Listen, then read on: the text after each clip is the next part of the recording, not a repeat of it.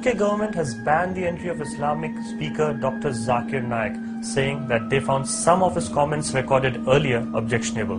Dr. Zakir Naik spearheads the Islamic Research Foundation based out of Mumbai. And to talk about this issue exclusively with us on Headlines today is Dr. Naik himself. Doctor, when you first heard of the decision that has been given that you are not allowed to enter United Kingdom, what's your reaction to that first? The first time I heard officially was on the 17th of this month, day for yesterday, and I got an official letter from the UK High Commission. And my reaction to it is I feel that because Islam is spreading very fast in the Western countries, in Europe as well as America, and they know very well, the UK government knows very well as according to statistics, the most popular Islamic satellite channel in the world, it is Peace TV. And they also know that the speaker that gets the maximum audience throughout the world, including UK, including in America, other parts of the world, is Zakir Naik. So I feel they want to curb the spread of Islam. This is one of my opinions. And secondly, I feel that this was more of a political decision. It was not a legal decision. Because they know very well, they are aware of my speeches, and they know that I am very much against violence and against terrorism. So it was a political decision that they have taken some of my speeches out of context and presented to the media as though I am promoting terrorism. So they are killing two birds with one stone. They are curbing the spread of Islam as well as trying to prove that this government is against terrorism. We're just coming to that because what the UK government says in their own words that your presence in the UK is not conducive for the public good. And what they have said is that there are some video recordings of yours where you say that every Muslim should be a terrorist. So is that something that you have said, or you believe that this was also quoted out of context? It was 100% quoted out of context, because what they said to the media and what they said to me is two different things. What they gave me 4 extracts from my speeches which they found objectionable. Part of the speech does say that I said that every Muslim should be a terrorist. But in context I'm reading, it's clearly mentioned in the letter that there are objections that, and I said, terrorist by definition means a person who terrorizes. When a robber sees a policeman, he's terrified. So for a robber, a policeman is a terrorist. So in this context, every Muslim should be a terrorist to a robber.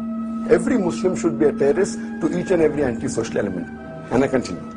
I am aware that terrorist more commonly is used for a person who terrorizes an innocent person. In this context, no Muslim should even terrorize a single innocent human being. So they know the context. So reading this context, I would like to ask you that in full context, does it mean I'm promoting terrorism?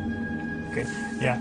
And lastly, because the fact is that since you know the global atmosphere, the fight against terrorism that is going on, so you're aware of that use of such words, even in other contexts as well, might always create some kind of controversy. So that's why... They are not, because I said very clearly in my speech, which is known by them, I am aware that terrorist more commonly is used for a person who terrorizes an innocent person. In this context, no Muslim should even terrorize a single human being. So why are they quoting out of context? If I say in two different speeches, it's different. I'm saying the same speech. And this word is not used by me. I would like to give an example of a report that came in 2003 in Times of India.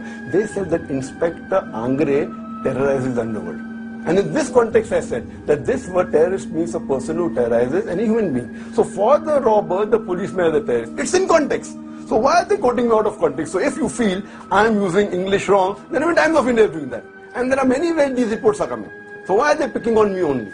And lastly, as far as the decision that has come by the UK government, are you going to challenge it in some any way, or going to just submit to it? 100%. We are going to challenge the decision of the UK government to exclude me from the country, and we have had one of the best firms of lawyers in UK, and next week we are going to have a judicial revision. That's the first thing. Secondly, we have got thousands of phone calls and hundreds of thousands of emails from Muslims saying what should we do. They want to do a protest. I said, if you do, it's your choice, but see to it that the protest is peaceful. And secondly, it's a test for the politicians of UK, whether Muslim or non-Muslims, that do they stand out for truth or do they care for more of their seats. And also request the Indian politicians that they should see that an Indian citizen who promotes peace and is popularly known throughout the world. I'm known for speaking against terrorism and violence. So does the Indian politicians put a petition or a request to the UK government to revise the decision?